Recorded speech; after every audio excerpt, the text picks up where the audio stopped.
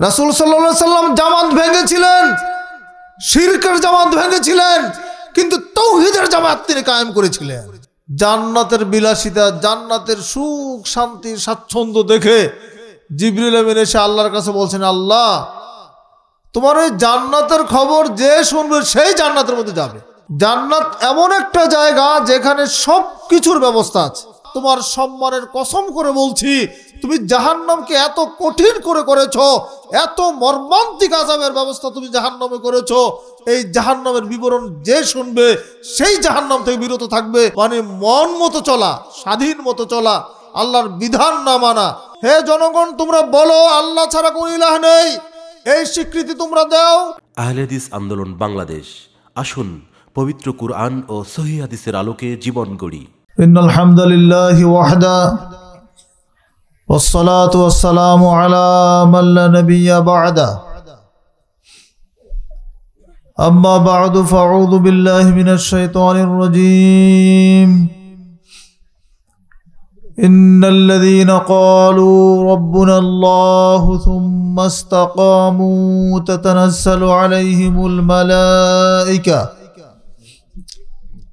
ألا تخافوا ولا تحزنوا وأبشروا بالجنة التي كنتم توعدون نحن أولياؤكم في الحياة الدنيا وفي الآخرة ولكم فيها ما تشتهي أنفسكم ওয়ালাকুম ফিহা মা তাদউন। বাংলাদেশের উত্তর সীমান্তের জেলা দিনাজপুর এর একেবারে শেষ প্রান্তে খানপুর পাঁচপাড়া জামে মসজিদের উদ্যোগে আয়োজিত প্রথম বার্ষিক ইসলামী সম্মেলনের সম্মানিত সভাপতি, মাননীয় প্রধান অতিথি, মাননীয় প্রধান আলোচক, অন্যান্য আলোচকবৃন্দ, উলামায়ে কেরাম, অত্র এলাকার গণ্যমান্য ব্যক্তিবর্গ, সমবেত সুধী মণ্ডলী এবং পর্দার অন্তরালের সমবেত মা ও ভগ্নীগণ, আল্লাহ পাকের হুজুরে যাবতীয় শুকরিয়া। আজকের এই কনকনে শীতের মধ্যেও আপনারা যে মাঠে ময়দানে বসে আছেন দ্বীনি আলোচনা শোনার জন্য, আল্লাহ রাব্বুল আলামিন যে আমাদেরকে এই মজলিসে উপস্থিত হওয়ার তৌফিক দিয়েছেন, সেজন্য তারই বারগাহে অন্তর থেকে সকলেই বলি আলহামদুলিল্লাহ। আজকে হঠাৎ করে সত্য প্রবাহ চলছে, তাই না? আমি আশা করি না যে আপনাদের এতজন মানুষকে আজকে প্যান্ডেলের নিচে পাবো। এই সংখ্যাটা আমার কাছে অনেক বেশি মনে হচ্ছে। আপনাদের আয়োজন দেখে মনে হচ্ছে এখানে অনেক লোকের সমাগম হতো যদি পরিবেশটা আরো ভালো থাকতো, বাতাস যদি না হতো। এমনিতে শীত, তারপরে আজকে মাগরিবের পর থেকে প্রচন্ড বাতাস। এরপরেও যে আল্লাহ রাব্বুল আলামিনের ইচ্ছায় মেহেরবানিতে আমরা তার কিছু গুনাহগার বান্দা দ্বীনি মজলিসে বসতে পেরেছি। আল্লাহ সুবহানাহু ওয়া তাআলার কাছে আবারও শুকরিয়া আদায় করি আলহামদুলিল্লাহ। আমি আপনাদের সামনে সূরা ফুসিলাতের 30 ও 31 নম্বর দুটি আয়াতে কারিমা তিলাওয়াত করেছি। এই দুটি আয়াতের আলোকেই আমি আমার আলোচনা পেশ করব ইনশাআল্লাহ। ইস্তিকামাতু আলা দ্বীন, দ্বীনের উপরে অবিচল থাকা, দ্বীনের উপরে নিজেদেরকে অবিচল রাখা, দৃঢ় রাখা বা টিকে থাকা, এই বিষয়ে কিছু দৃষ্টান্ত সহ কিছু কথা বলার চেষ্টা করব ইনশাআল্লাহ। ওয়া তাওফীক ইল্লা বিল্লাহ আলাইহি তাওয়াক্কালতু ইলাইহি উনীব। দ্বীন গ্রহণ করাটা খুব সহজ, কিন্তু দ্বীনের উপরে টিকে থাকাটা খুব কঠিন। ইসলাম কবুল করাটা খুব সহজ, কিন্তু ইসলামের উপরে টিকে থাকাটা খুব কঠিন। আর এই কঠিন কাজটা যারা করতে পারবে তাদের জন্য হচ্ছে সুসংবাদ। ইসলাম আল্লাহ সুবহানাহু ওয়া তাআলার মনোনীত একটি ধর্ম। আমরা মুসলিম, তার মানে হচ্ছে আত্মসমর্পণকারী মুসলিম যিনি আত্মসমর্পণ করেছেন। আত্মসমর্পণটা কিসের কাছে? আল্লাহ সুবহানাহু ওয়া তাআলার কাছে, আল্লাহ সুবহানাহু ওয়া তাআলার বিধানের কাছে। আল্লাহ সুবহানাহু ওয়া তাআলার যে আইন ও কানুন আছে, তার প্রেরিত যে সংবিধান আছে, তার কাছে আত্মসমর্পণ করা। তার মানে হচ্ছে তার যাবতীয় নির্দেশ মেনে নেওয়া এবং যাবতীয় নিষেধ থেকে নিজেকে বাঁচিয়ে রাখা। তো এই আদেশ এবং নিষেধ মেনে চলার মধ্যে নিঃসন্দেহে কষ্ট আছে এবং নিঃসন্দেহে তাদের জন্য সুসংবাদ আছে আখিরাতে। এই সুসংবাদের কথাই জানিয়েছেন আল্লাহ সুবহানাহু ওয়া তাআলা এই আয়াতে কারিমার মধ্যে।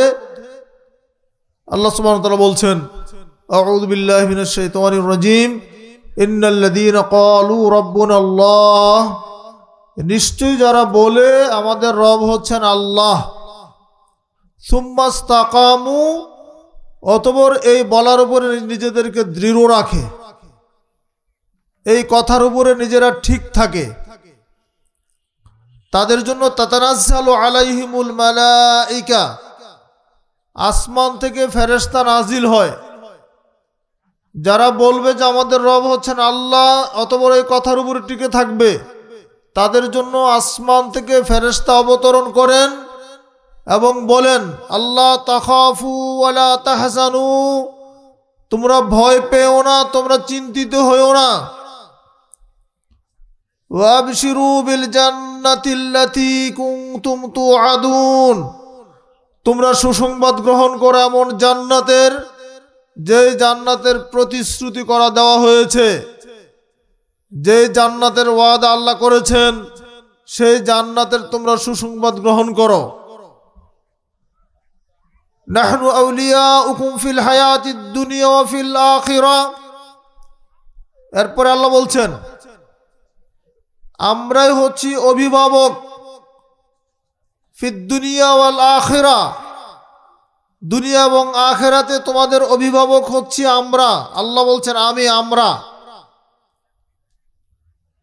ওয়ালাকুম ফিহা মা তাশতাহি আনফুসুকুম ওয়ালাকুম ফিহা মা তাদউন, আর যে জান্নাতের ওয়াদা করা হয়েছে, এই জান্নাতের মধ্যে তোমরা যা চাও, যা তোমরা কামনা করো, যা তোমাদের হৃদয় উদয় হয়, সব কিছুর ব্যবস্থা জান্নাতের মধ্যে আছে না নাই? বলেন তো আছে না নাই? আছে। আল্লাহ সুবহানাহু ওয়া তাআলা জান্নাতের প্রতিশ্রুতি দিলেন। জান্নাত সম্পর্কে একটু ইশারা করা হলো।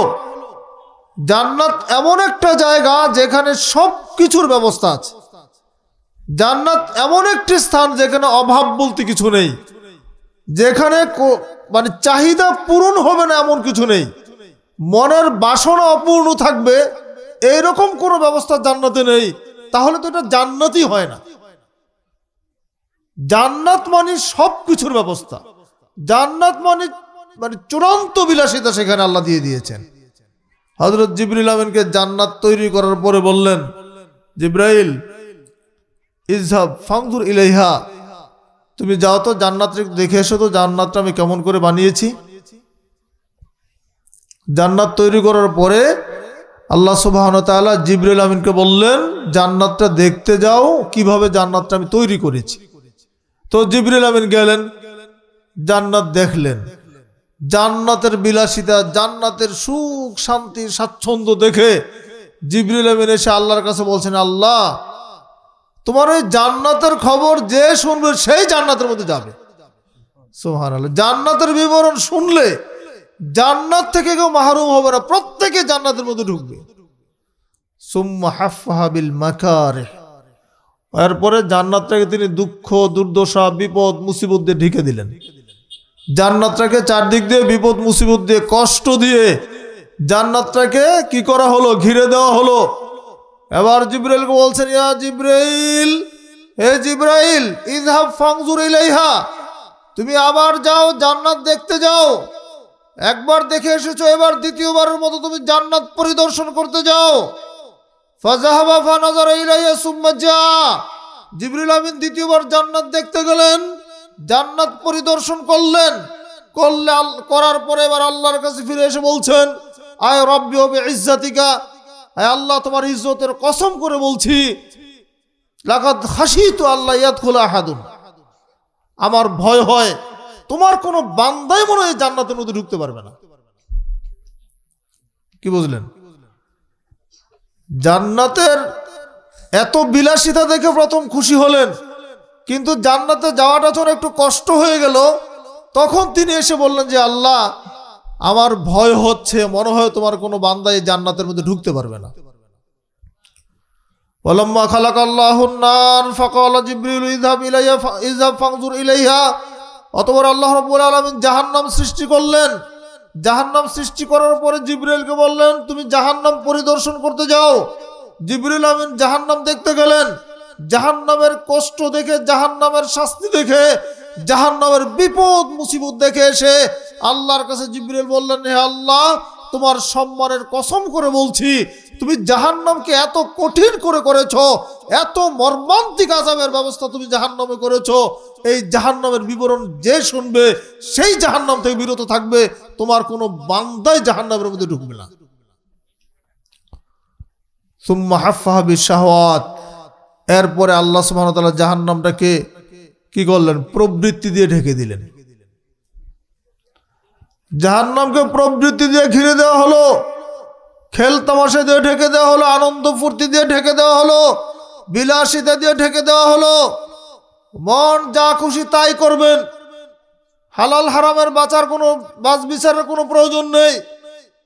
দুনিয়াটা মস্ত বড়, খাও দাও ফুর্তি করো, এই থিওরিতে বিশ্বাসী হয়ে যা খুশি তাই করবেন, এইরকম একটা ব্যবস্থা জাহান্নামটাকে ঘিরে দেওয়া হলো।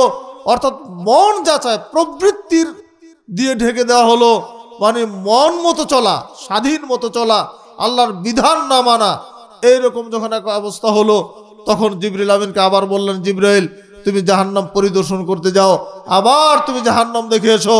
জিবরিল আমিন এবার জাহান্নাম দেখলেন, দেখে এসে আল্লাহর কাছে এবার বিবরণ পেশ করছেন, আল্লাহ লাকাদ খাশিতু আল্লা ইয়াবকা আহাদুন ইল্লা দাখালাহা। জিবরিল আমিন দ্বিতীয়বার জাহান্নাম পরিদর্শন করে এসে আল্লাহর কাছে আগের রিপোর্টটা উল্টাই ফেললেন। আগের বক্তব্য থেকে ফিরে এসে এবার আল্লাহকে বলছেন, রব্বুল আলামিন তোমার ইজ্জতের কসম করে বলছি, তোমার সম্মানের কসম করে বলছি, জাহান্নামকে তুমি এত বিলাসিতা দিয়ে ঢেকে দিয়েছো, এত আনন্দ ফুর্তি দিয়ে তুমি জাহান্নামটাকে ঘিরে দিয়েছো, প্রবৃত্তি দিয়ে ঢেকে দিয়েছো, আমার মনে হয় লাকাদ খাশিতু, আমার ভয় হচ্ছে, আমি আশঙ্কা করছি, আল্লাহ ইয়াবকা আহাদুন ইল্লা দাখালাহা, মনে হয় কেউ বাকি থাকবে না, তোমার বান্দাদের একজনও মনে হয় জাহান্নাম থেকে বাকি থাকবে না, প্রত্যেকে মনে হয় জাহান্নামের মধ্যে ঢুকে যাবে। এই হাদিস থেকে কি শিক্ষা লাভ করতে পারলাম? জাহান্নামে যাওয়াটা সহজ না কঠিন? বলেন তো, বলেন জাহান্নামে যাওয়া সহজ না কঠিন? সহজ, তাই না? জান্নাতে যাওয়া একটু কঠিন।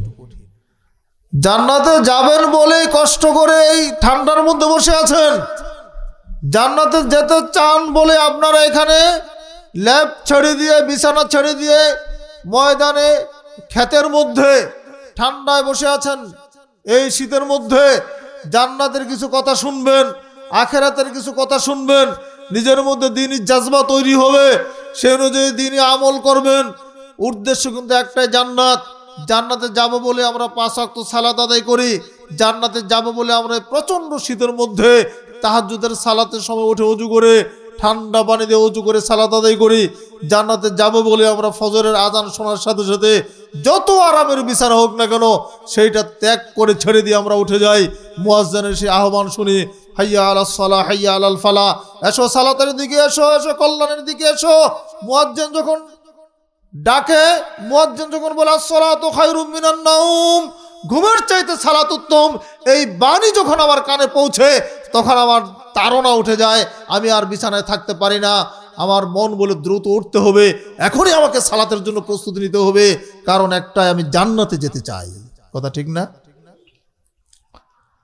জান্নাতে যাওয়ার জন্য আল্লাহ রাব্বুল আলামিন শর্ত দিয়েছেন, ইন্নাল্লাযীনা ক্বালু রাব্বুনাল্লাহ সুম্মা ইসতাকামু, যে বলবে যে আমার রব হচ্ছেন আল্লাহ এবং এই কথার উপরে টিকে থাকবে, রব আল্লাহকে রব হিসাবে স্বীকার করা, আল্লাহ আমাদের সৃষ্টিকর্তা, এই কথা আমরা স্বীকার করি। এই স্বীকৃতির নাম হচ্ছে তৌহিদ। আল্লাহর একত্ববাদে বিশ্বাস করার নাম হচ্ছে তৌহিদ। এই তৌহিদের তিনটা প্রকার আছে আমরা জানি। তৌহিদ রুবুবিয়্যাত, তৌহিদ আসমা ও সিফাত এবং তৌহিদ ইবাদত। মক্কার আবু জাহলরাও তৌহিদ রুবুবিয়্যাতে বিশ্বাসী ছিল। আবু জাহল, আবু লাহাবরা আল্লাহকে রব হিসেবে বিশ্বাস করত। তারাও বাইতুল্লাহর তাওয়াফ করত, আল্লাহর কাছে প্রার্থনা করত, আল্লাহর কাছে চাইতো। তারপরেও তারা মুসলমান হতে পারেন নাই। কারণ কি? কারণ হচ্ছে তারা তৌহিদ ইবাদতে বিশ্বাসী ছিল না। তারা আল্লাহকে রব হিসেবে বিশ্বাস করত। আল্লাহ সৃষ্টি করেছেন, আল্লাহ রিজিক দেন, আল্লাহ মৃত্যু দিবেন, এই ঈমান তাদের ছিল। কিন্তু আল্লাহর ইবাদত করতে হবে এককভাবে, মূর্তি ছেড়ে দিতে হবে, এই বিশ্বাস তাদের ছিল না।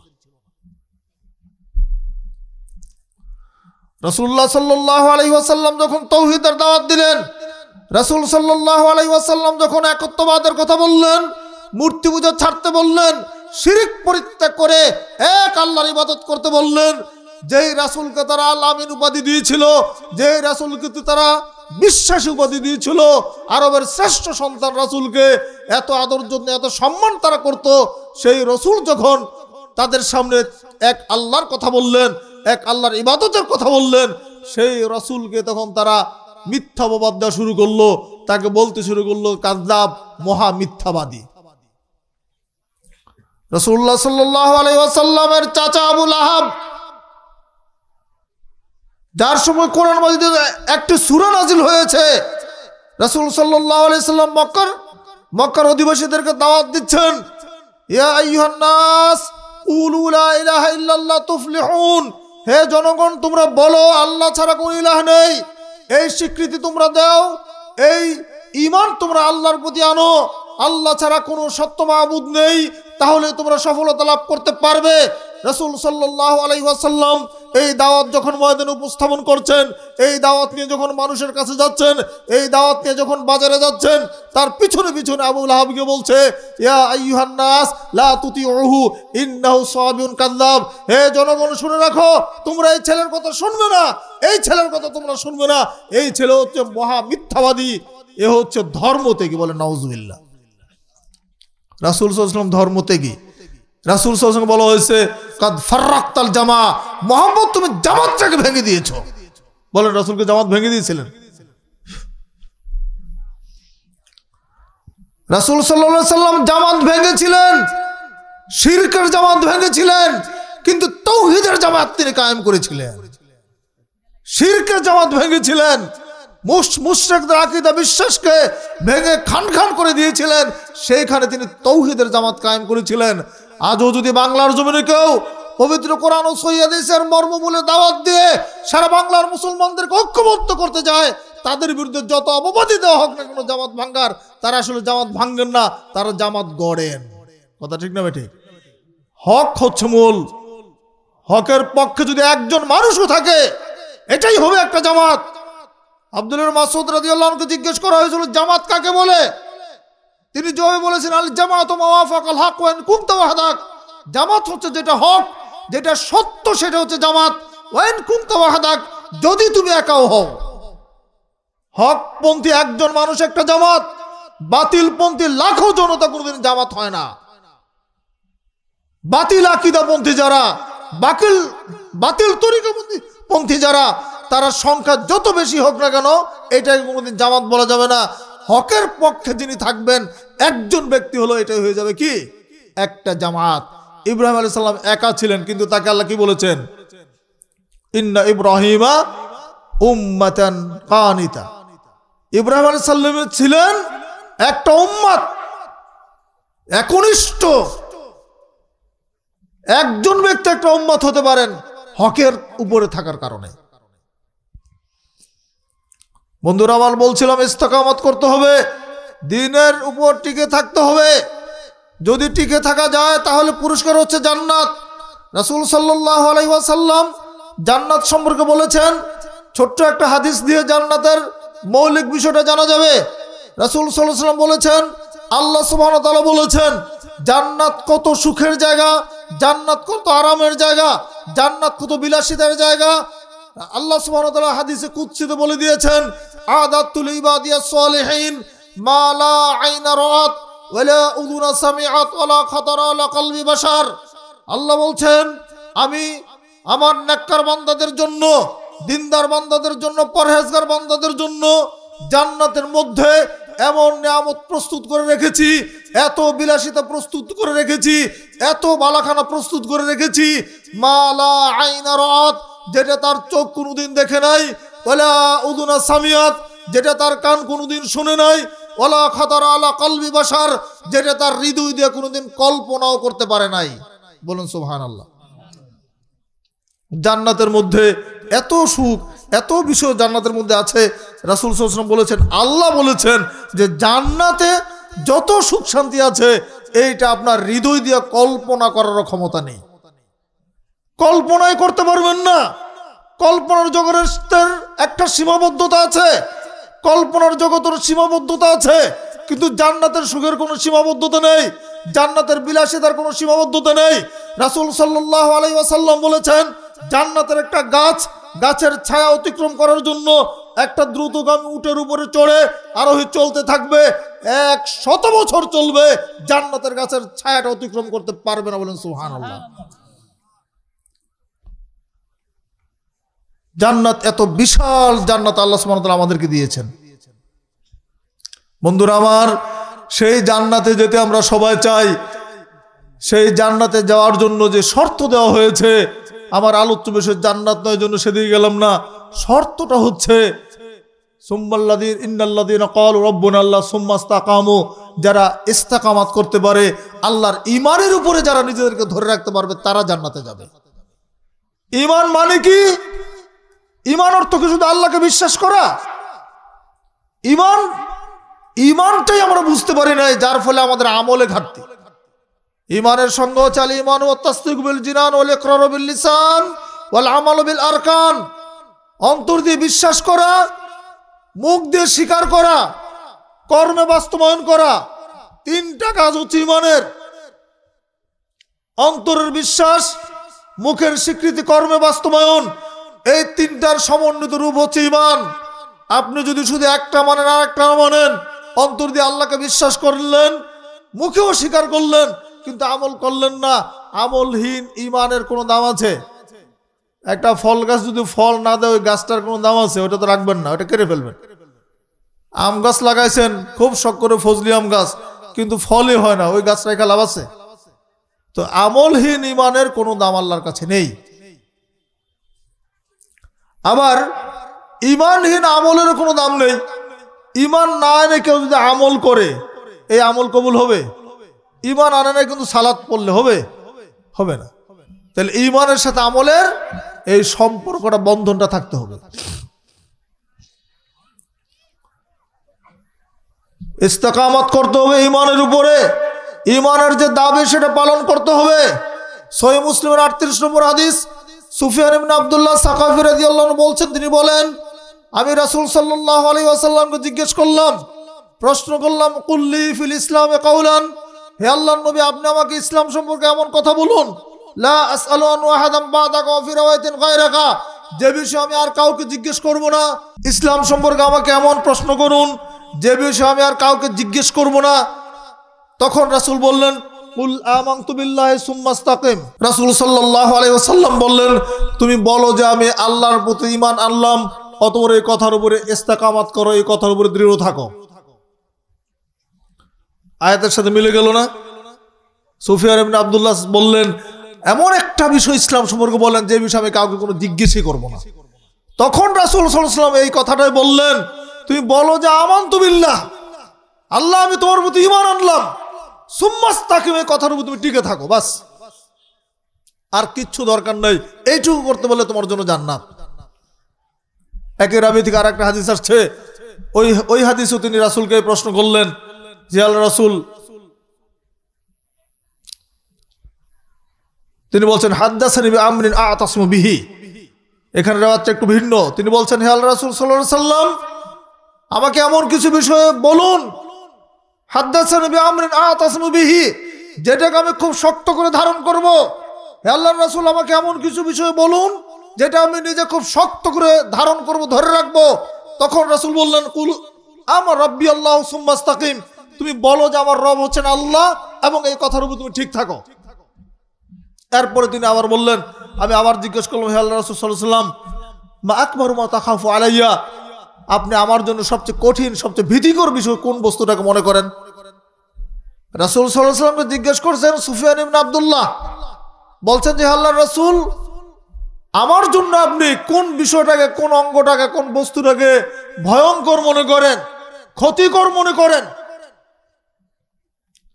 এবার রাসূল কি করলেন যে আখাযা রাসূলুল্লাহ সাল্লাল্লাহু আলাইহি ওয়াসাল্লাম বিলিসানি নাফসিহি, এই প্রশ্নের পরে তখন রাসূল কি করলেন, তার নিজের জিহ্বাটাকে দুই আঙ্গুল দিয়ে টেনে ধরলেন এইভাবে,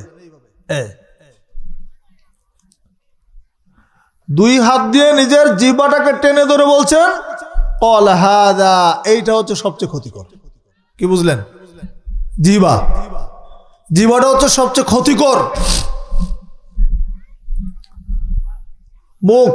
মুখ দিয়ে মানুষকে কষ্ট দেয় না, মুখ দিয়ে গালি দেয় না, ঝগড়াঝাটি করি না, যত অন্যায় কাজ করতে গেলে মুখের দরকার হয় না, মিথ্যা কথা মুখ দিয়ে বলি না, তাই না? আমানতের খেয়ানত করতে হলে মুখের দরকার হয় না, সব জায়গায় ব্যবসা বাণিজ্য করবেন, মিথ্যা কসম করেন না মুখ দিয়ে, মানুষকে বলেন এর চেয়ে ভালো কোনো মাল হয় না, আমারটা সবচেয়ে খাঁটি, কিন্তু আসলে ভেজাল। কোন দিয়ে বলেন? মুখ দিয়ে বলেন না। এই মুখের হেফাজত করতে হবে। রাসূল সাল্লাল্লাহু আলাইহি ওয়াসাল্লাম বলছেন, এই জিহ্বাটা হচ্ছে সবচেয়ে ক্ষতিকর। হে সুফিয়ান, তুমি তোমার জিহ্বাকে সংযত করো, তোমার মুখটাকে যদি তুমি নিয়ন্ত্রণ করতে পারো তাহলে এটা তোমার জন্য কল্যাণকর হবে। অন্য হাদিসে আসছে রাসূল সাল্লাল্লাহু আলাইহি ওয়াসাল্লাম বলেছেন, প্রকৃত মুসলিমের সংজ্ঞা দিকে তিনি বলেন, আল মুসলিমু মান সালিম আল মুসলিমুনা মিন লিসানি ওয়া ইয়াদিহি, প্রকৃত মুসলিম হচ্ছে যার হাত এবং জবান থেকে অন্য সকল মুসলমান নিরাপদ। প্রকৃত মুসলিম হচ্ছে যার হাত থেকে অন্য মুসলমান নিরাপদ থাকে, যার জবান থেকে অন্য মুসলমান নিরাপদ থাকে, যে হাত দিয়ে অন্য মুসলমানকে কষ্ট দেয় না, কারোর প্রতি নির্যাতন করে না, জুলুম করে না, কারোর প্রতি অন্যায় করে না, মুখ দিয়ে অন্যায় করে না, মুখ দিয়ে কাউকে কষ্ট দেয় না, কাউকে গালি দেয় না, মিথ্যা কথা বলে না, মিথ্যা কসম করে না, গীবত তুহমত করে না। যত অন্যায় মুখ এবং হাত দিয়ে সবচেয়ে বেশি হয়। এই জন্য রাসূল বললেন, প্রকৃত মুসলমান হচ্ছে ওই ব্যক্তি যার হাত এবং জবান থেকে অন্য মুসলমান নিরাপদ থাকে। অন্য হাদিসে আরো অন্য দুটো অঙ্গের কথা বলা হয়েছে, জিহ্বার সাথে আর একটা অঙ্গ বলা হয়েছে। রাসূল সাল্লাল্লাহু আলাইহি ওয়াসাল্লাম বলেছেন, মা ইয়াজমান লি মা বাইনা লাহিয়াহি ওয়া বাইনা রিজলিহি আজমান লাহুল জান্নাহ। রাসূল বলছেন, যে ব্যক্তি মা ইয়াজমান লি, যে ব্যক্তি আমার জন্য জিম্মাদার হতে পারবে, মা বাইনা লাহিয়াহি ওয়া মা বাইনা রিজলিহি, দুই ঠোঁটের মাঝখানের অঙ্গ জিহ্বার আর দুই পায়ের মাঝখানের অঙ্গ তার লজ্জাস্থানের, এই দুইটা অঙ্গের যে হেফাজত করতে পারবে, জিম্মাদারি নিতে পারবে, রাসূল সাল্লাল্লাহু আলাইহি ওয়াসাল্লাম বলেছেন, আজমানুল্লাহুল জান্নাহ, আমি নবী বলছি আমি তার জন্য জান্নাতের জিম্মাদার হয়ে যাব। সুবহানাল্লাহ। এই অঙ্গগুলো খাস করে রাসূল বলছেন কেন? এই অঙ্গগুলোর মাধ্যমে মানুষ অপরাধ করে বেশি, পাপ করে বেশি। যদি এইগুলোকে নিয়ন্ত্রণ করতে পারে, এইগুলোকে যদি হেফাজত করতে পারে, তার জন্য জান্নাত সহজ। রাসূল তার জান্নাতের জিম্মাদার নিয়েছেন। দেখুন চরিত্রের দাম এত বেশি। রাসূল সাল্লাল্লাহু আলাইহি ওয়াসাল্লাম বলছেন, মিজানের পাল্লায় সব চাইতে ভারী যে বস্তুটা হবে এটার নাম হচ্ছে চরিত্র। কি এটা? চরিত্র। অথচ সেই চরিত্রের আমাদের দেশের অবস্থা দেখেন, অশ্লীলতায়, বেহায়াপনায়, জেনা, ব্যভিচারে গোটা দেশটা ছেয়ে গেছে। এই যে মোবাইলের কথা বললেন না একটু আগে, একটা মানুষের জীবন, একটা যুবককে নষ্ট করার জন্য, একটা যুবকের চরিত্র ধ্বংস করার জন্য একটা অ্যান্ড্রয়েড সেটই যথেষ্ট। আবার এটা দিয়ে ভালো কিছু করা যায়, কিন্তু মানুষ খারাপের দিকে বেশি আগ্রহী থাকে, খারাপের দিকে মানুষের ঝোঁক বেশি থাকে। যদি আমরা আখিরাতে নাজাত পেতে চাই, মুক্তি পেতে চাই, তাহলে চরিত্র সুন্দর করতে হবে, হুসনুল খুলুকের অধিকারী হতে হবে, সৎ চরিত্রের অধিকারী হতে হবে, আমাদের জিহ্বাকে হেফাজত করতে হবে, আমাদের চোখের হেফাজত করতে হবে, লজ্জাস্থানের হেফাজত করতে হবে, জেনা ব্যভিচার থেকে নিজেদেরকে পরহেজ করতে হবে, হারাম যত কর্ম আছে দুনিয়াতে সব কিছু থেকে নিজেদেরকে বাঁচানোর চেষ্টা করতে হবে, বাঁচিয়ে রাখতে হবে। যদি বাঁচিয়ে রাখতে পারি তাহলেই হবে ইমানের দাবি অনুযায়ী চলা, এটাই হবে ইস্তেকামত আলাদ দ্বীন, দ্বীনের উপরে টিকে থাকা। যদি দ্বীনের উপরে টিকে থাকা যায় তাহলে আল্লাহ আমাদের জান্নাতের সুসংবাদ দিয়েছেন। মৃত্যুর সময় ফেরেশতা মাথার কাছে এসে আমাদেরকে বলবে, লা তাখাফু ওয়ালা তাহজানু, হে আল্লাহর বান্দা ভয় পেও না, চিন্তা করো না, তোমার কোনো ভয় নাই। কাকে বলবেন? যে দ্বীনের উপরে ঠিক থাকতে পারবে তাকে বলবেন। আনাস বিন মালিক রাদিয়াল্লাহু আনহু থেকে বর্ণিত, তিনি বলেন রাসূল সাল্লাল্লাহু আলাইহি ওয়াসাল্লাম বলেছেন,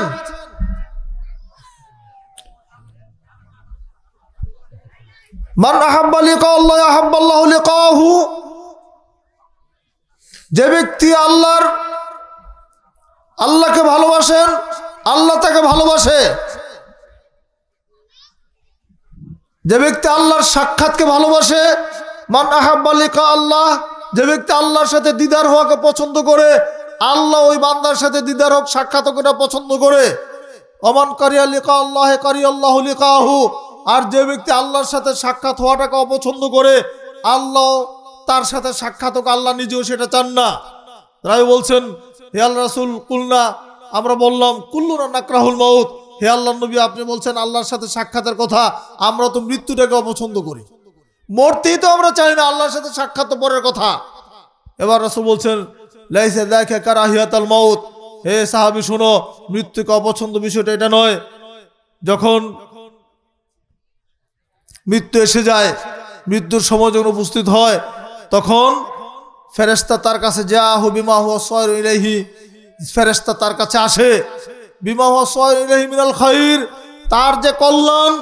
একজন নেককার মুমিন বান্দার যখন মৃত্যুর সময় হয় তখন ফেরেশতা ওই ব্যক্তির কাছে আসে, তার কাঙ্ক্ষিত যে স্থান জান্নাতের সুসংবাদ নিয়ে, জান্নাতের তার পরবর্তী ঠিকানা নিয়ে তার সামনে উপস্থিত হয়। তখন ওই ব্যক্তি যখন দেখতে পায় তার জন্য সুসংবাদ নিয়ে ফেরেশতা নাজিল হয়েছে, তখন ওই ব্যক্তি ফালাইসা শাইউন আহাব্বা ইলাইহি মিন আইয়াকুনা কাদ লাকিয়াল্লাহ আযজা ওয়া জাল্লা, রাসূল বলছেন তখন ওই ব্যক্তির কাছে, ওই বান্দার কাছে দুনিয়ার কোনো কিছু পছন্দ হয় না, আল্লাহর সাথে কখন তার সাক্ষাৎ হবে, কখন তার দিদার হবে, এইটার জন্য সে ব্যস্ত হয়ে যায়। সুবহানাল্লাহ। কার জন্য? নেককার বান্দা যদি হন। দিনদার মানুষের মৃত্যুর সময় কথা হয়, তখন আহাব্বাল্লাহু লিকাহু, রাসূল বলছেন তখন আল্লাহ চান তার সাথে সাক্ষাৎ হোক। সুবহানাল্লাহ। বান্দা চায় আল্লাহর সাথে সাক্ষাৎ হোক। ফেরেশতা যখন সুসংবাদ নিয়ে তার কাছে আসে তার জান কবজ করার সময়, তো তার ভবিষ্যৎ ঠিকানা যখন সে বুঝতে পারে, তখন সার দুনিয়ার মহাব্বত ভুলে যান, দুনিয়ার সব কোনো কিছু তার ভালো লাগে না, কোনো কিছু সে পছন্দ করে না। ফালাইসা শাইউন আহাব্বু ইলাইহি, তার কাছে কোনো কিছু তার পছন্দনীয় হয় না, একমাত্র তার রবের সাথে তার সাক্ষাৎ ঘটবে, তার রব আল্লাহর সাথে তার দেখা হবে, এটাই হচ্ছে তার চাওয়া, এটা তার কাছে পছন্দ হয়ে যায়। তখন মৃত্যুর সময় রাসূল বলছেন আল্লাহ সুবহানাহু ওয়া তাআলা চান যে এই বান্দার সাথে তার সাক্ষাৎ ঘটুক। সুবহানাল্লাহ। ওয়াইমাল কাফির আওয়াল ফাজিরা জাহু বিমা হুয়া সায়রুন ইলাইহি মিনাশ শাররি ওয়া মা ইয়ালকাহু মিনাশ শাররি ফাকারিহা লিকা আল্লাহ ওয়া কারিহা আল্লাহু লিকাহু।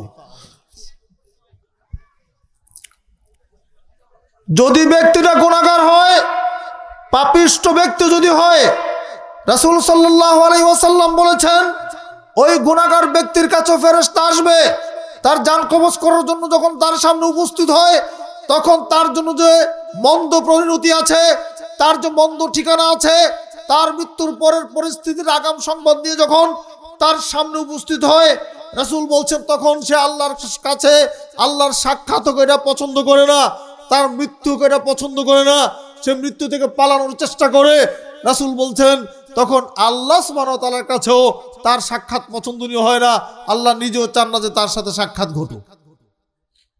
দেখুন, মৃত্যুর সময় থেকে বুঝতে পারবেন আপনার পরবর্তী ঠিকানা কেমন হবে।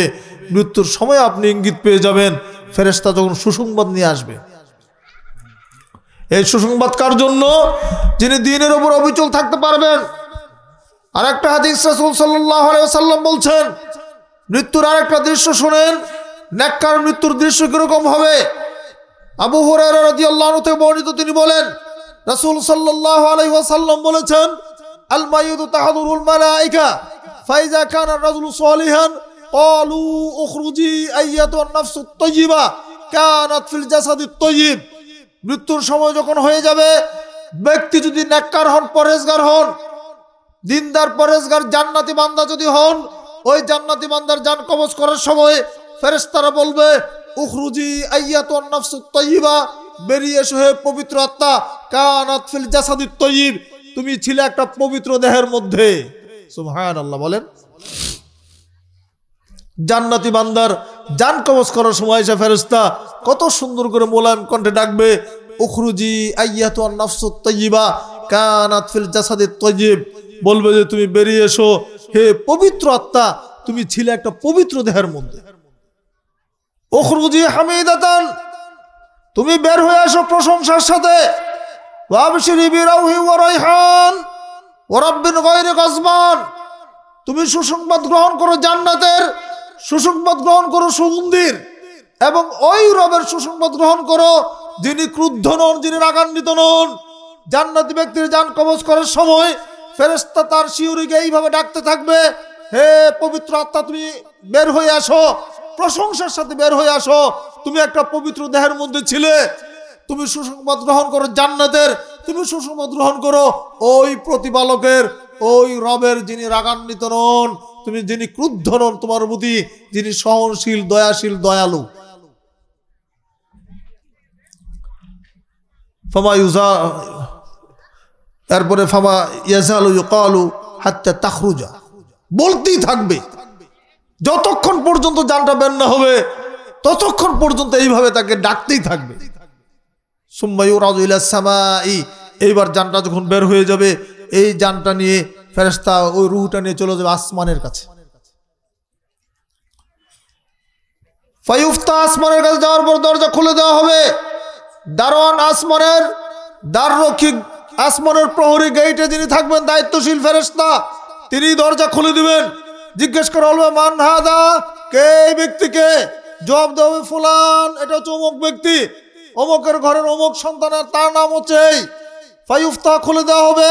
ফায়ুকাল, সেখানে বলা হবে, উদখুলি হামিদাতান, উদখুলি হামিদাতান ওয়া আবশিরি বিরাউহি ওয়া রাইহান ওয়া রাব্বিন গায়রি গাজবান। ঠিক একইভাবে আসমানের ফেরেশতা তাকে সম্ভাষণ জানাবেন, তুমি প্রশংসার সাথে প্রবেশ করো, তুমি সুসংবাদ গ্রহণ করো জান্নাতের এবং সুগন্ধির, এবং ওই রবের, ওই প্রতিপালকের যিনি ক্রুদ্ধ নন, যিনি রাগান্বিত নন। এইভাবে ফেরেশতা তাকে সম্ভাষণ জানাবে। আসমানের ফেরেশতা তাকে এইভাবে আসমানে ঢুকিয়ে নেবেন। এরপর থেকে বলতে থাকবে, এইভাবে তাকে সম্ভাষণ করতেই থাকবে। ঊর্ধ্ব আকাশ, যেখানে সর্বশেষ যার জায়গা, যেখানে রব্বুল আলামিন আছে, যেখানে জান্নাতের রূহ থাকার জায়গা, ওই জায়গা ওঠা পর্যন্ত তার সামনে ফেরেশতা এইভাবে বলতে থাকবে যে তুমি প্রশংসার সাথে প্রবেশ করো, তুমি পবিত্র আত্মা, তুমি ছিলে একটা পবিত্র দেহের মধ্যে। এই সুন্দর কথাগুলি, সুন্দর বচনগুলি ফেরেশতা আমাদের জন্য বলতে থাকবেন। কার জন্য? কোন বান্দার জন্য? জান্নাতি বান্দার জন্য। ইন্নাল্লাযীনা ক্বালু রাব্বুনা আল্লাহ সুম্মা ইসতাকামু, যিনি বলবেন আমার রব হচ্ছেন আল্লাহ, তোমার এক কথার উপর টিকে থাকতে পারবেন। বন্ধুরা আমার, সুসংবাদ তো আমরা শুনতে পেলাম। শর্ত আমি আবার বলি, শর্ত হচ্ছে দ্বীনের উপরে টিকে থাকতে হবে।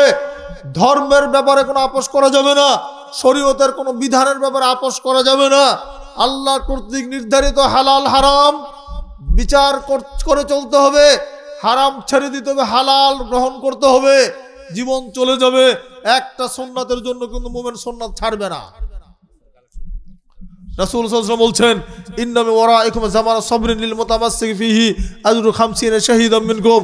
আখিরি জামানায় একটা সুন্নাতকে ধারণ করার মর্যাদা তোমাদের সময়ের 50 জন শহীদের সমান। সুবহানাল্লাহ। একটা সুন্নাতের দাম 50 জন শহীদের সমান। সেই সুন্নাতকে আমরা অবজ্ঞা করে, অবহেলা করে চলি। সুন্নাতকে কোনো কেয়ারই করতে চাই না। প্রত্যেকটা ক্ষেত্রে আমরা বাড়াবাড়ি করি। রাসূলের নির্দেশ মতো চলি না, রাসূলের সুন্নাত মতো আমল করি না, শরীয়ত মতো আমল না করলে, রাসূলের দেখানো পদ্ধতিতে যদি আমল না করেন, সে আমল কবুল হবে? ইস্তেকামাত মানে কি? আল্লাহর বিধানের উপর ইস্তেকামাত করতে হবে, রাসূলের সুন্নাতের উপর ইস্তেকামাত করতে হবে, জীবন চলে যাবে। হক আমল থেকে কোনোদিন দূরে সরে যাওয়া যাবে না, কোনোদিন বিদআতকে সমর্থন করা যাবে না, বিদআত করা যাবে না। বিদআত হচ্ছে খুব মিষ্ট একটা বিষয়, খুব আরামের সুন্দর একটা বিষয়, করতে ভালো লাগবে, সুন্দর মনে হবে, কিন্তু এটা রাসূল করেন না, সেজন্য করা যাবে না। কারণ বিদআতে আমল করলে আমল বাতিল হয়ে যাবে, কিয়ামত পর্যন্ত বিদআতে আমল করে কোনো ফায়দা হবে না। মা আয়েশা রাদিয়াল্লাহু আনহা বলছেন, মান আমিলা আমালান, রাসূল সাল্লাল্লাহু আলাইহি সাল্লাম বলেছেন, মান আমিলা আমালান লাইসা আলাইহি আমরুনা ফাহুয়া রাদ্দুন, কেউ যদি এমন কোন আমল করে যে আমলের মধ্যে আমার কোন নির্দেশ নেই, ফাহুয়া রাদ্দুন, এটা বাতিল। মুসলমানদের জীবন একেবারে জন্ম থেকে মৃত্যু পর্যন্ত প্রত্যেকটা জায়গায় ইসলামের বিধান আছে। আপনি এক গ্লাস পানি খাবেন, সেখানে শরীয়ত আছে। এক গ্লাস পানি পান করার জন্য অনেকগুলো সুন্নাত পালন করতে হয়। পানিটাকে ডান হাতে ধরতে হয়, পানিটাকে 3 নিঃশ্বাসে পান করতে হয়, পানিটা খাওয়া পান করার শুরুতে বিসমিল্লাহ বলতে হয়, খাওয়ার পরে শেষ হলে আলহামদুলিল্লাহ বলতে হয়, বসে পান করতে হয়। কতগুলি সুন্নাত হলো? 5টা 6টা সুন্নাত এই পানি পানের মধ্যে আছে। আর আপনি বাবু সাহেব তো বাম হাত ধরে পানি খাচ্ছেন, খায় না আমাদের সমাজে ভাইয়েরা? বাম হাতে সিগারেট তো হারাম, ওইটা আবার খায় বাম হাতে। আরে এতটা আল্ট্রা মডার্ন হচ্ছে আমরা যে ডান হাতে খাওয়াটা মনে হচ্ছে এটা সেকেলে, এটা মনে হয় আধুনিকতা না, তো বাম হাতে খায়। আরে বেটা, খাচ্ছিস হারাম জিনিস, খাওয়া বাম হাতে। বাম হাতে শয়তান খায়, মুসলমান কোনোদিন বাম হাতে খেতে পারে না। নাকি বিড়ি সিগারেট খাওয়া যাবে? বলেন তো, বিড়ি সিগারেট খাওয়া হালাল না হারাম? আপনাদের এলাকায় কি হালাল ফতুয়া? এই ফতুয়া দেবেন। জর্দা খাওয়া হালাল, কারণ হুজুর খাইলে তো চলে। বন্ধুরা আমার, এগুলো ছেড়ে দেন। বিড়ি সিগারেট জর্দা তামাক যা আছে সব কিছু হারাম। সুদ ঘুষ হারাম, জুয়া লটারি হারাম। লাভে টাকা লাগাবেন না, 100 টাকা 10 টাকা বেশি নেবেন না কোনোদিনও। এই হারাম সুদের পাপের 36টা স্তর আছে, রাসূল বলেছেন আইসারুহা আইয়ান কুহা উম্মাহু, আইয়ানকে উম্মাহু, এর সবচাইতে লঘু যে স্তরটা, নিম্ন স্তরটা হচ্ছে সে যেন তার মাকে বিবাহ করলো। বলুন নাউজুবিল্লাহ। 1 টাকা সুদ খাওয়ার অপরাধ 36 বার জেনা করলো যত অপরাধ, 1 টাকা সুদ খাইলে সেই রকম অপরাধ। কিন্তু মুসলমান সুদ খায়, মুসলমান ঘুষ খায়, মুসলমানের বিবিরা পর্দা করে না, মুসলমানের বিবিরা ব্লু ব্ল্যাক করে, দাঁতকে চিকন করে, উল্কি ব্যবহার করে, এই সবগুলো স্পষ্ট হারাম। মুসলমান ঘরের সন্তান কোনোদিন পুরুষ নারীর পোশাক পরিধান করতে পারে না, নারী পুরুষের পোশাক পরিধান করতে পারে না। দুর্ভাগ্য, আমাদের সন্তানদেরকে আমরা আধুনিক বানাতে গিয়ে আমরা আমাদের মেয়েদেরকে জিন্সের প্যান্ট পরাই, টি শার্ট পরাই, গেঞ্জি পরাই, আরো কত কিছু পরাই, নিজেকে আরো সমাজে মানে উচ্চ ফ্যামিলি, উচ্চ বংশীয় প্রমাণ করার জন্য, সমাজের মধ্যে নিজেদের একটা আলাদা ওয়েট আছে এটা বোঝানোর জন্য। এটা আমরা এই কাজগুলি করে থাকি। আমার মেয়ে হয়েছে তো কি হয়েছে, তাকে ছেলেদের পোশাক পরাই, হারাম, স্পষ্ট হারাম। কি বলেন তো? হারাম। কোনো মেয়েকে কোনোদিনও ছেলের পোশাক পরাবেন না। মেয়ে ছেলেদের সৃষ্টিগত পার্থক্য আল্লাহ করে দিয়েছেন, মেয়েদের ছেলেদের সৃষ্টিগত পার্থক্য আল্লাহ করে দিয়েছেন। স্রষ্টা নির্বাচন করেছেন এইভাবে, আপনি উল্টানোর কে ক্ষমতা আপনাকে দিয়েছে? আপনি কি স্রষ্টা? একজন নারীর মধ্যে যে দুর্বলতা আছে, পৃথিবীর ইতিহাসে এমন কোন জিনিস বের হয় না যে দিয়ে দুর্বলতা কাটানো যাবে। পারবেন নারীদের হায়েজ বন্ধ করতে কোনোদিনও? এটা বৈশিষ্ট্য জন্মগত। নারীদেরকে মা বানানো হয়েছে, তাদের মর্যাদা দেওয়া হয়েছে সমাজ ইসলাম। একজন নারীর জন্য মা হিসেবে তার মর্যাদা আছে, বোন হিসেবে তার মর্যাদা আছে, মেয়ে হিসেবে তার মর্যাদা আছে। প্রত্যেকটা জায়গায় একটা নারীর জন্য কতগুলি সেফগার্ড। একটা নারীর জন্য তার স্বামী আছে, নারীর জন্য তার ভাই আছে, তার পিতা আছে, তার সন্তান আছে, প্রত্যেকটা জায়গায় নারীর মর্যাদা, কিন্তু জাহান্নামে যাবেও কিন্তু নারী সবচেয়ে বেশি। রাসূল সাল্লাল্লাহু আলাইহি ওয়াসাল্লাম বলছেন, আমি জান্নাতে মাথা উঠিয়ে দেখলাম, উঁকি মেরে দেখলাম, ইত্তালাতু ফিল জান্নাত ফারাআইতু আকসারা আলিয়াল ফুকারা, আমি জান্নাতে উঁকি মেরে দেখলাম জান্নাতের অধিকাংশ হচ্ছে গরিব মানুষ। ওয়াত্তালাতু ফিন নার, আমি জাহান্নামে উঁকি মেরে দেখলাম ফারাআইতু আকসারা আলিয়ান নিসা, আমি দেখতে পেলাম জাহান্নামের অধিকাংশ হচ্ছে নারী, অধিকাংশ নারীরা জাহান্নামে যাবে। আবার রাসূল বলেছেন, নারী হচ্ছে দুনিয়ার শ্রেষ্ঠ সম্পদ, আর এই দুনিয়াটা হচ্ছে আর দুনিয়া মাতা ও খায়রু মাতা এই দুনিয়াল মারআতু সালিহা, দুনিয়াটা হচ্ছে সম্পদে দুনিয়ার শ্রেষ্ঠতম সম্পদ হচ্ছে সতী নারী, পরহেজগার রমণী, দিনদার রমণী যারা, তাদের মর্যাদা ইসলাম অনেক বেশি দিয়েছে।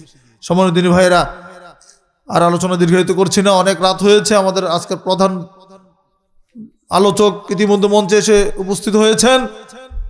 এই প্রচন্ড শীতের মধ্যে আমরা দীর্ঘ সময় যাবৎ বসে আছি।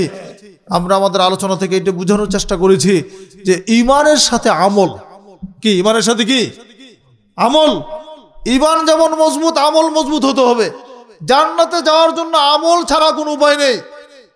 জান্নাতে যেতে গেলে আপনার আমল আপনার সাথী হবে। আর একটা হাদিসের অনুবাদ করে বক্তব্য শেষ করছি। রাসূল সাল্লাল্লাহু আলাইহি ওয়াসাল্লাম বলছেন, ইয়াতমুল মাইতা সালাসা আহলুহু ওয়া মালুহু আমালুহু, মানুষ যখন মৃত্যুবরণ করে, মানুষের লাশটা যখন কবরে নিয়ে যাওয়া হয়, তখন তিনটি জিনিস তার অনুসরণ করে তার সাথে সাথে যায়। আহলু ওয়া মালুহু আমালুহু, তার আহাল পরিবার যায়, তার মাল সম্পদ যায়, তার আমল যায়। ফায়ারজু ইসনান, দুইটা ফিরে চলে আসে। ওয়ায়াবকা ওয়াহিদ, একটা তার সাথে থেকে যায়। ফায়ারজু আহলু ওয়া মালুহু, তার দাফন কাজ সম্পন্ন করার পরে তার আহাল পরিবার ফিরে চলে আসে, তার মাল সম্পদ তার সাথে কবরে যায় না, মাল সম্পদ থেকে যায়, দুনিয়াতে থেকে যায়। ওয়ায়াবকা আমালুহু, রাসূল বলছেন সাল্লাল্লাহু আলাইহি ওয়াসাল্লাম বলছেন, একমাত্র তার আমল, এই আমলটাই তার সাথে কবরে থেকে যায়। কি থাকে? আমল। আমল ভালো না হলে জান্নাতে যাওয়া যাবে? বন্ধুরা আমার, ওয়াজ শুনে ফায়দার বেশি করতে হলে আমল করতে হবে। প্রত্যেকটা মানুষকে আমলি হতে হবে, আমলের প্রতিযোগিতা করতে হবে। আমার চেয়ে তো ওই ভাইটা বেশি আমল করছে, তিনি 5 ওয়াক্ত সালাত মসজিদে গিয়ে আদায় করেন, আমি কেন পারবো না? তিনি প্রথম কাতারে জায়গা পান, আমি কেন পাবো না? তিনি নফল সিয়াম রাখেন, আমি কেন রাখতে পারবো না? আমি তার আগে আমাকে জান্নাতে যেতে হবে। আল্লাহ বলেছেন, ফালিয়াতানাফাসিল মুতানাফিসুন, বান্দারা শোনো, তোমরা জান্নাতে যাওয়ার জন্য প্রতিযোগিতা করো। সুবহানাল্লাহ।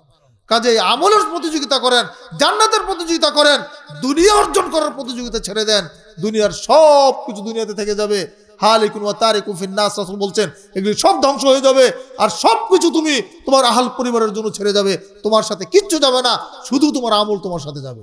অতএব বন্ধুরা আমার, আমলের জন্য আমরা যত্নশীল হবো ইনশাআল্লাহ। আল্লাহ রাব্বুল আলামিন যেন আমাদেরকে তৌফিক দান করেন, আমরা যেন বুঝে শুনে হক আমল করতে পারি, দলিল ভিত্তিক আমল যেন করতে পারি, কোনো বাতিল আমল যেন না করি। বাতিল আকীদা, বাতিল আমল থেকে নিজেদেরকে বাঁচতে হবে, সহি আমল করতে হবে। এই বিশুদ্ধ আমল দিয়ে আমরা জান্নাতে যেতে পারবো ইনশাআল্লাহ। আল্লাহ রাব্বুল আলামিন আমাদেরকে তৌফিক দান করুন, আমিন। সবশেষে আজকের যারা আয়োজক কমিটির সবাইকে ধন্যবাদ জানাচ্ছি, আপনাদের এলাকাবাসীকে ধন্যবাদ জানাচ্ছি।